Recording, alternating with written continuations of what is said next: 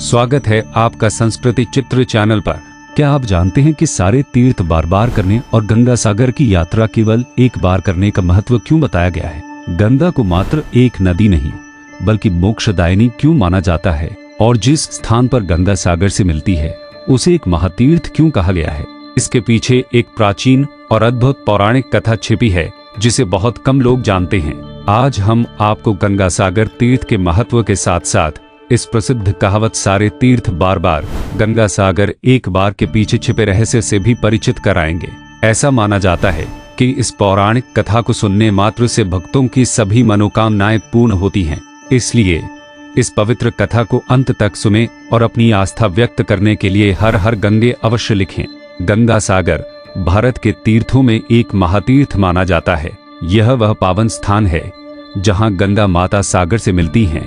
मान्यता है कि इसी पवित्र संगम पर राजा सगर के 60,000 पुत्रों को मोक्ष की प्राप्ति हुई थी।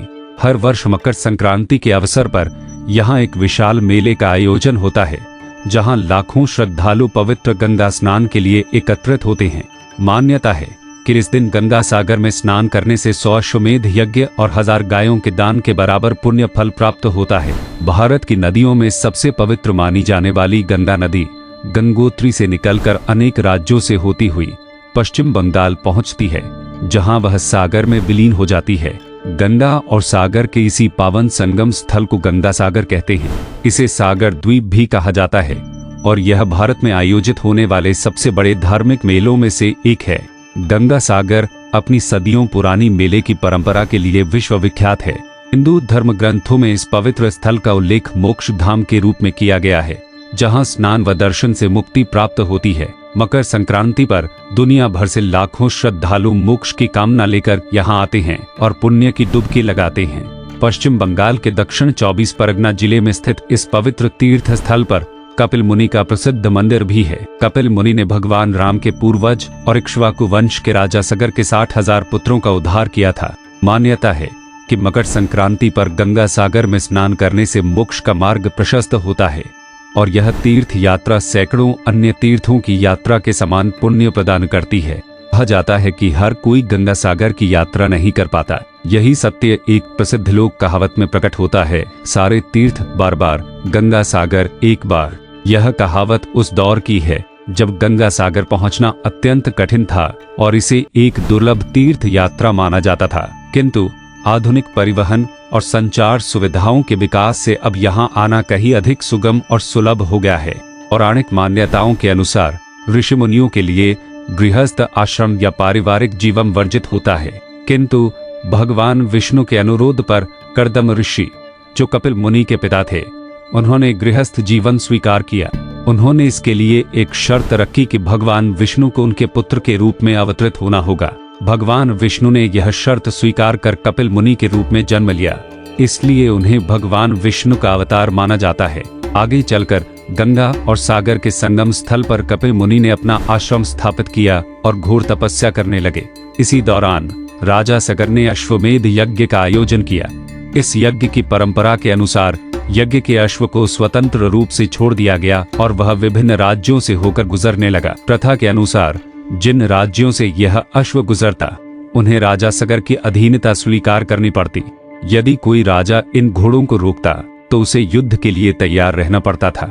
राजा सगर ने यज्ञ अश्व की रक्षा के लिए अपने 60,000 पुत्रों को उसके साथ भेजा था, किंतु अचानक यज्ञ अश्व गायब हो गया। जब सगर पुत्रों ने अश्व की खोज की तो वह कपिल मुनि के आश्रम में मिला। यह देखकर सगर पुत्र क्रोधित हो गए और साधना में लीन कपिल मुनि को अपशब्द कहने लगे।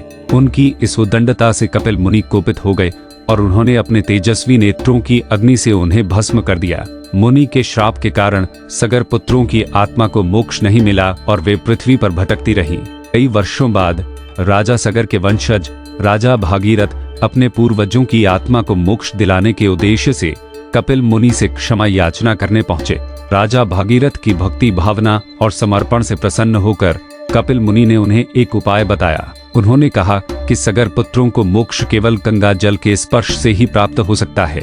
राजा भागीरथ ने अथक तप और प्रयासों से मकर संक्रांति के दिन गंगा को पृथ्वी पर अवतरित किया। गंगा के पवित्र जल के स्पर्श से राजा सगर के 60,000 पुत्रों को मोक्ष और शांति प्राप्त हुई। यही पावन स्थान गंगा सागर कहलाया और तभी से यहाँ स्नान का विशेष महत्व माना जाता है। गंगा सागर मेला पश्चिम बंगाल में आयोजित होने वाले सबसे बड़े धार्मिक मेलों में से एक है। यह मेला कोलकाता के निकट हुगली नदी के तट पर उस पवित्र स्थान पर आयोजित किया जाता है जहां गंगा बंगाल की खाड़ी में समाहित होती है। इसी कारण इस मेले को गंगा सागर मेला कहा जाता है। यह विक्रम संवत के अनुसार हर वर्ष पौष मास के अंतिम दिन आयोजित होता है। यह दिन मकर संक्रांति का होता है जब सूर्य मकर राशि में प्रवेश करता है। सुंदर वन निकट होने के कारण गंगा सागर मेले को हर वर्ष कई प्राकृतिक चुनौतियों का सामना करना पड़ता है। तूफान, ऊंची लहरें और बदलते मौसम की विषम परिस्थितियां मेले के आयोजन में बाधाएं उत्पन्न करती हैं, किंतु श्रद्धा और परंपरा के आगे ये सारी बाधाएं नगण्य हो जाती हैं। गंगा के सागर में मिलने के इस पावन संगम स्थल पर स्नान करना अत्यंत शुभ और पवित्र माना जाता है। गंगा सागर संगम पर श्रद्धालु समुद्र देवता को नारियल और यज्ञोपवीत अर्पित कर उनकी पूजा करते हैं। साथ ही समुद्र में पिंडदान और तर्पण कर अपने पितरों को जल अर्पित करना शुभ माना जाता है। शास्त्रों में गंगा सागर में स्नान और दान का विशेष महत्व विस्तार से बताया गया है। मान्यता है कि यहाँ किया गया स्नान और दान 100 अश्वमेध यज्ञ के समान पुण्य फल प्रदान करता है और मोक्ष की प्राप्ति का मार्ग प्रशस्त करता है। स्थानीय मान्यताओं के अनुसार जो युवतियां गंगा सागर में स्नान करती हैं उन्हें अपनी इच्छानुसार वर प्राप्त होता है और युवकों को स्वैच्छिक वधु मिलने का आशीर्वाद मिलता है। स्नान और अनुष्ठान संपन्न करने के बाद सभी श्रद्धालु कपिल मुनि के आश्रम की ओर प्रस्थान करते हैं और श्रद्धा भाव से उनकी मूर्ति की पूजा अर्चना करते हैं। अगर आपको यह कथा पसंद आई तो चैनल संस्कृति चित्र को जरूर सब्सक्राइब करें और बेल आइकन दबाएं।